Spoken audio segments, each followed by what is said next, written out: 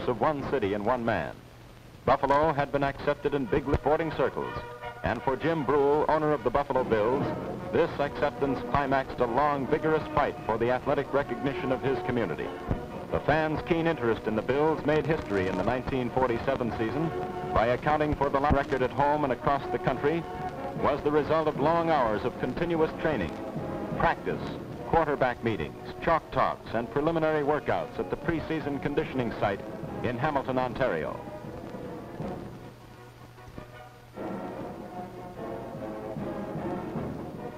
Head coach Red Dawson, First Lieutenant Clem Crow, and assistants Red Conkright, Chuck Jasquich, and John Scafidi plan new plays and drill the Bills assiduously to offset the effects of constant scouting by rival organizations. Professional football is a grim enterprise involving plenty of hard work. The team must be in top-flight condition to meet and cope with the rigors of a 14-game season. National and international interest in the Bills was reflected in the many notables who attended the games. Pre-game ceremonies were dedicated to the celebration of days of local, national, and global importance. Helping to commemorate these occasions were Admiral Jonas Ingram, commissioner of the All-America Conference at the Yankee game.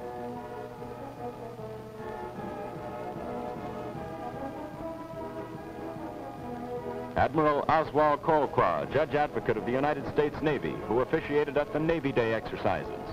Canada's Dominion Day was commemorated by Brigadier Dennis Whitaker and the Highlanders from Hamilton.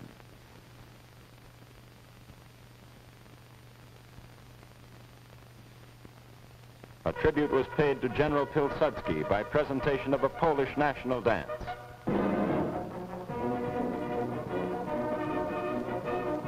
And always between the halves, the crack Buffalo Bills band and majorettes provided us with scintillating entertainment. But hold on a minute, this is about football. And I want you to meet the man who enjoys the sport fully as much as all of you. James F. Brule, president of the Frontier Oil Refining Corporation and owner of the Buffalo Bills. Hello, football fans. It is with great pleasure we bring you the condensed highlights of the Buffalo Bills' 1947 season, which has proved to the sports world that Buffalo and Western New York deserve a major league sport. At this time, I want to thank all you loyal fans, Red Dawson, his staff, and the entire football squad for making the past season a great success. Take it away, Jim Wells. Not everyone so inclined was privileged to see the Bills in action during their successful season. Shut-ins, including hospital and convalescent patients, had to follow the fortunes of the club through splendid newspaper accounts and play-by-play broadcasts. Here's a view of your narrator at work, offering word pictures of the Bills' achievements via the Buffalo Evening News frequency modulation station, WBEN-FM. But now on with a pictorial review of the past season. Much that you'll see brought spontaneous cheers from the Bills' avid supporters. Some wrung only groans of despair, but all combined to make 1947 the banner football year in Buffalo history. The season opened on the highest possible note when a brilliant victory was achieved at the expense of the New York Yankees, defending champions of the Eastern Division. But there were some anxious moments, including these at the outset. On the first play from scrimmage, the Yankees' great Spec Sanders fakes off to Eddie Prokop, then throws a pass to that worthy in the left flat. Prokop dangles 49 yards to the Bills' 22 before he's hauled down. On the very next play, Sanders gives to Prokop, who cuts back over his own left tackle and drives down to the Buffalo 3-yard line. Now watch Prokop again. This time he pounds straight over the middle for a Yankee touchdown. 71 yards in just 3 plays, and the outlook for Buffalo was dim. But the Bills wasted little time striking back. After conducting a sustained march to the Yankees' 21, George Ratterman fakes neatly to his right halfback, then pitches out to little Chester Mutrin, who twists and swivel hips 14 yards to the Yankees' 7-yard line. The full season was to prove Mutrin one of the most elusive inside runners in professional history. The quick opener, one of the most devastating maneuvers off the T formation, was Chet's stock in trade. Here he goes for 6 yards to the Yankee 1. But the Yankees were not defending Eastern champions by accident. They stiffened to keep their goal line inviolate. Radaman sends George Cook on a crossover trap play, but Cook is halted inches short of the goal line. The Bills were not to be denied, however, and to Buffalo's callow rookie field general was to fall the honor of hanging up the first touchdown of the season. Radaman's instrument was the quarterback sneak. Many times through the campaign, capable coach Red Dawson had occasion to tear his hair, and here's one of them. Cook is the flanker, the split left end is Al Baldwin. Now watch the right end, Al Coppage. Radaman fades, connects with Coppage, who is hit by Prokop, but clearly rolls over the goal line. The touchdown is not allowed. On the next play, however, Radaman sends Cook diving through the right side to score. The Bills lead in the ball game and go on to achieve their major victory of the season.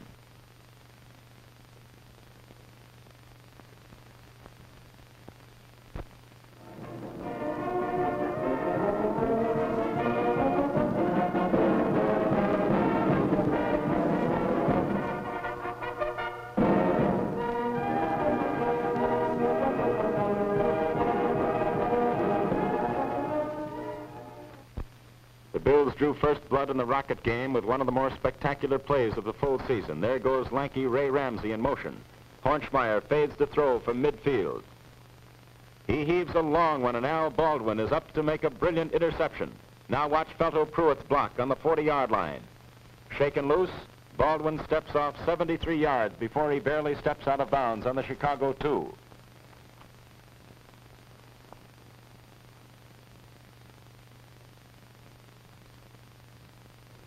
On the next play, Vic Kulbitsky bucks over the middle for 6 points. Chicago received but failed to make yardage. Now here's Hornschmeyer's punt from the Rockets' 38.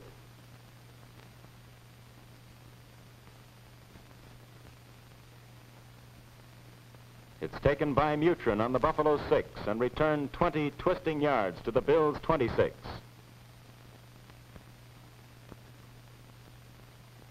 The Bills strike like chained lightning. Radaman pitches out to Mutrin, and Chester comes through with an electrifying gallop of 48 yards.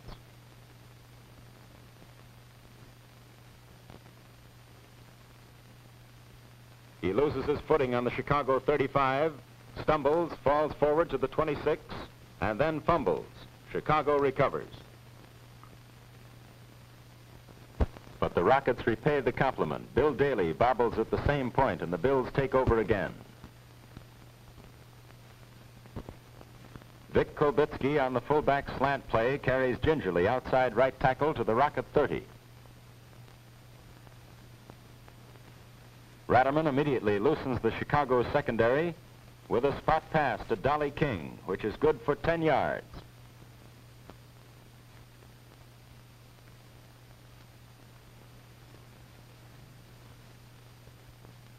Continuing the same drive, the Bills consume 5 more as Kulbitsky bucks straight up the middle to the 14.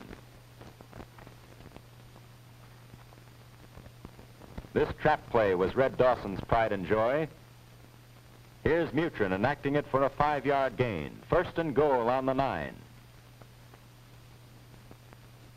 The Rockets toe in as the Bills threaten, but Mutrin manages to knife through on the quick opener to the 5-yard line.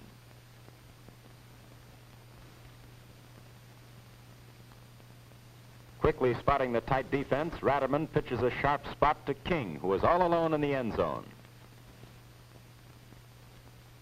The Rockets were not shut out. They tried this play twice, and the second time it worked. Ted Scalise takes off in motion. Sam Vacanti throws to Scalise in the right flat. Scalise hits Elroy Hirsch with a flip lateral, and Crazy Legs scampers 25 yards to pay dirt. Now the Bills again. The Rockets are held for downs, and Scalise punts.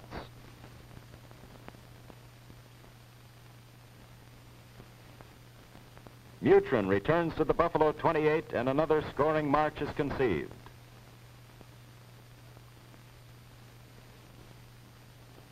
Without giving the Rockets a chance to set, Radaman takes to the air immediately.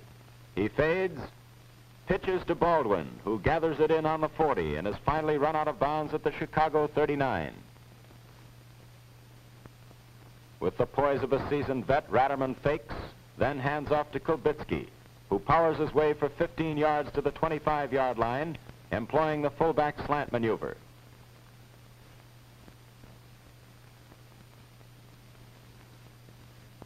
Climaxing the march, which ate up 72 yards, Mutrin darts through the center to score. Dolly King assists with a neat block on the left halfback at the 5-yard line.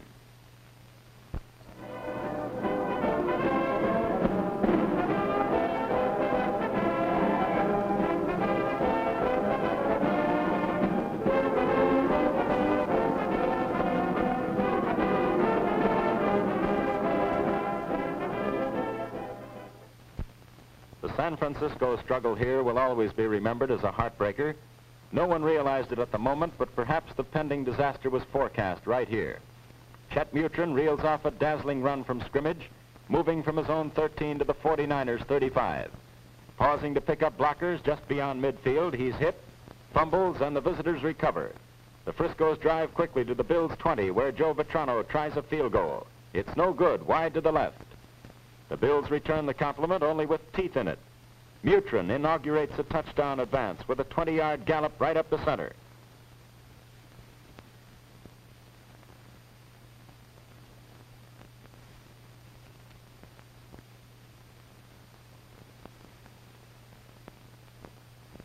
Buffalo gets 9 more as the arm tosses to the hammer in the left flat.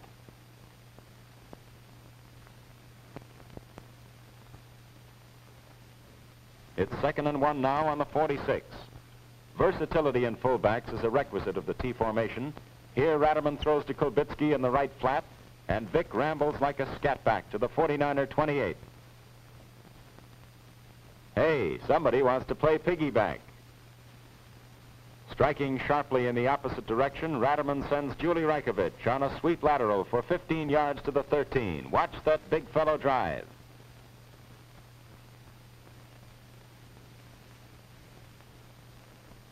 Here's the Rose Bowl hero again. This time he belies his 200-odd pounds with a ballet routine up the middle for a touchdown. 83 yards in 5 plays and 6 points the reward.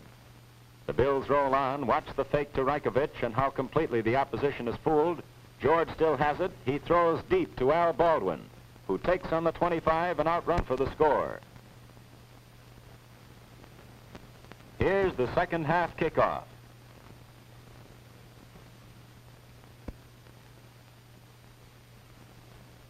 The interference forms and the ball's taken by Mutrin on the 14. Watch the block at midfield. Now another one on the Frisco 40. Dolly King then acts as a one-man convoy the rest of the way, and the score becomes 27-7. Comes now the deluge. If this hadn't happened, well, Jess Freitas now on 4th down with 8 to go. He fades back and throws right over the middle to Alan Beals in the end zone. Dippy Evans simply failed to cover properly. It's Evans who takes the next kickoff. He's hit and he fumbles on the Bills' 27. The 49ers recover and move quickly to another score. The next day, Evans moved to Chicago. Heartened by 2 gift touchdowns, the 49ers roll to victory. Albert hands off to Strzelkowski, who goes 5 yards on a counter.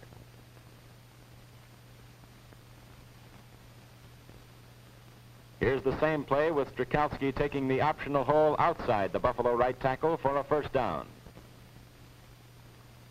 Now Stanford's immortal Frankie Albert displays the maneuver that helped make him an All-American. The Bills' right end is sucked out of position, and Albert bootlegs it for the end zone.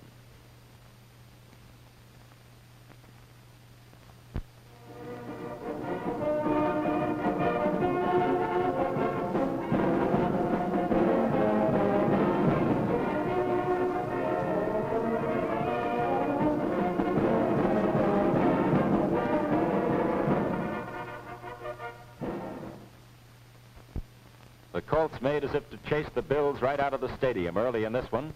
Here Albie Reese punts, and it's taken by All-American Racehorse Davis on the Baltimore 32. A change of pace gets him safely around both Buffalo ends. And then he's off downfield, directing his interference as he goes until he's knocked down by Baldwin on the Bills' 31. One-time Bill Bud Schwenk takes an aerial course immediately. Here's a strike thrown to Davis, good for a first down on the 20.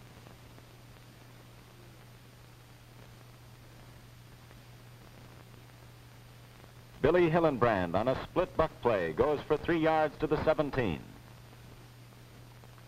Schwenk tries another spot to Davis, but Baldwin covers neatly to break it up.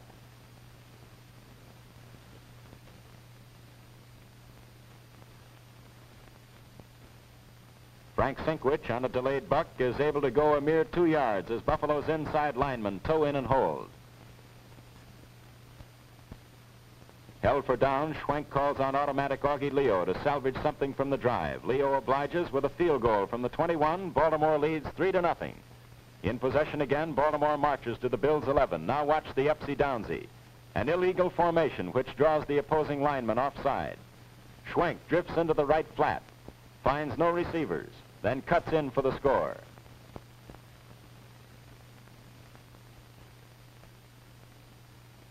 Alex Wisbicki takes and returns the ensuing kickoff to the Buffalo 30, and the Bills are off to the races.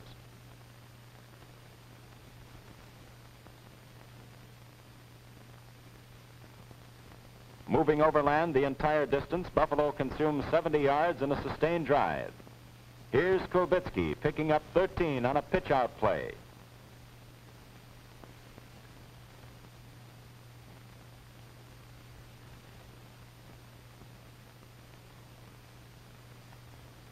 All-America Steve Juswick gets a great block from Kulbitsky at the line of scrimmage,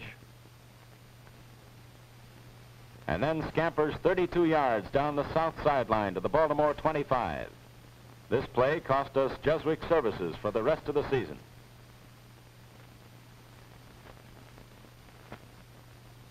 Mutrin sweeps right this time and picks up 4 yards to the 21.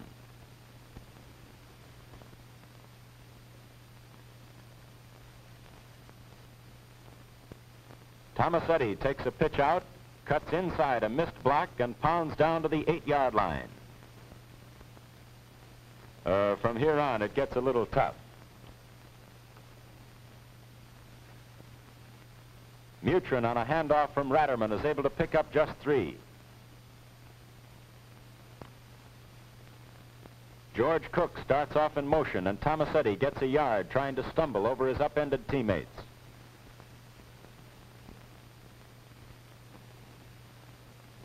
Cook in motion again as Mutrin takes the handoff and plows through to the 1.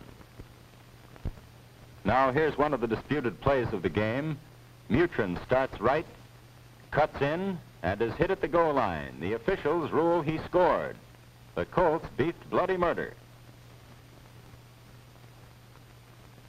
Here's the start of the drive that put the Bills in front to stay.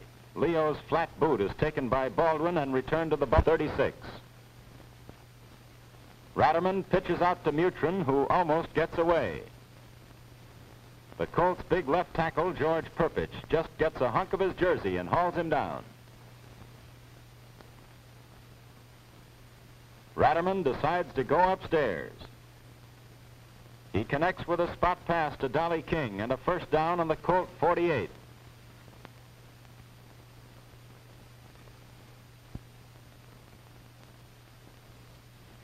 George Cook carries left on a pitch-out play for 9 yards to the 39.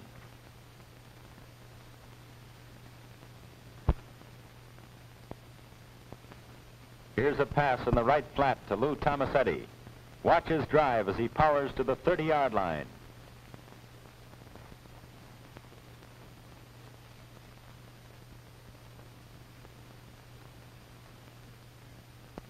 Comes now the play of the day. Ratterman fades to midfield. He throws a long one. Baldwin makes a brilliant catch amid 3 defenders and falls in for a touchdown. Your attention is directed now to Baltimore's overshifted defense. Ratterman selects a play to exploit the flaw. He lobs to Baldwin on the other side of the line. Cozell misses a block on John Vardian, or Al could have gone all the way. Instead, he's run out on the 8-yard line and winds up with a twisted knee.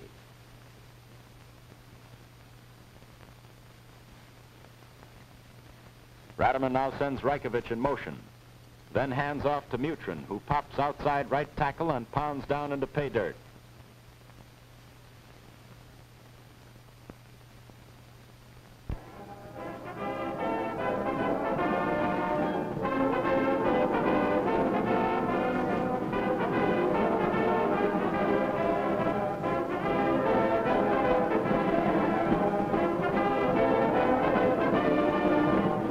On the Dodger 46. And Kulbitsky on a delayed buck pounds through for 9 yards to the 37.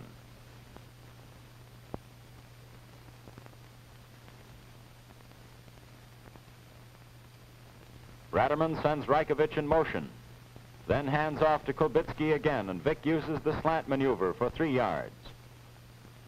Buffalo had this play all year, but apparently didn't realize its potentialities until the Chicago game. Ratterman pitches to Dolly King.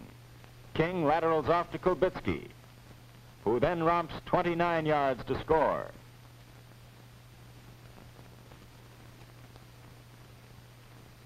Lou Tomasetti drove the final nail in the Dodgers' coffin that day. The popular fullback intercepts a Hornschmeyer pass in full stride and races 45 yards for a touchdown. His momentum is so great, he almost runs right out of the stadium.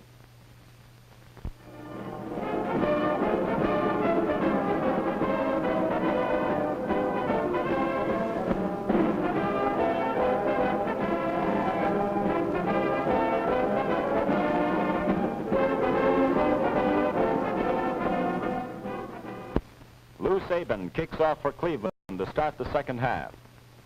Mutrin grabs it and returns to the Bills' 20. Buffalo will now go 80 yards and wind up with nothing but bruises.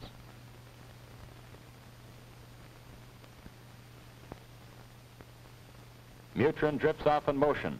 Ratterman pitches to Tomasetti, but Lou is upended at the line of scrimmage.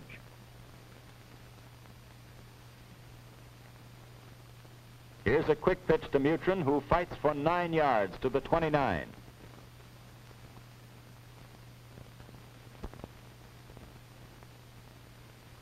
This one almost went the distance. Ratterman passes to Coppage as Al cuts into the right flat. Otto Graham slips over and slows him down at the Buffalo 40. Then Motley latches on with those big paws and flips him a lick. That guy belongs in a cage.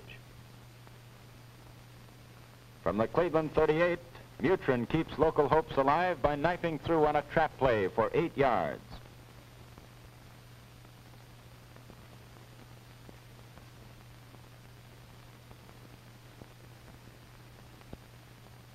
After Ratterman fakes to Mutrin, Reikovich takes a pitch out, outruns John Yoniker, and moves down to the 22.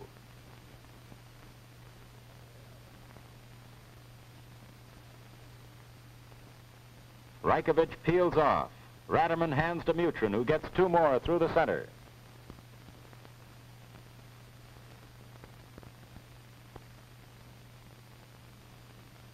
Cleveland's left guard is offside. Ratterman takes and tries to run. The Browns, spotting an opportunity offered not too often, really work on the Cincinnati cutie. We almost had an intercity incident right there. Red Dawson sends in the Angel to lessen the tension.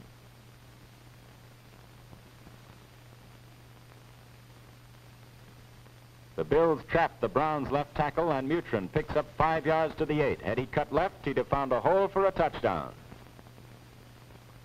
Mutrin is the flanking decoy, and Tomasetti slants for 2 yards to the 6.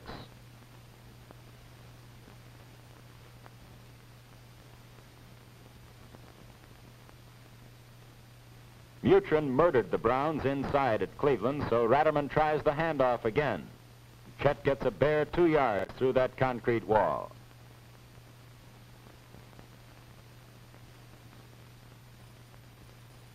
Now a pitch out to Reikovich, who tries to cut in, but is knocked down on the 3.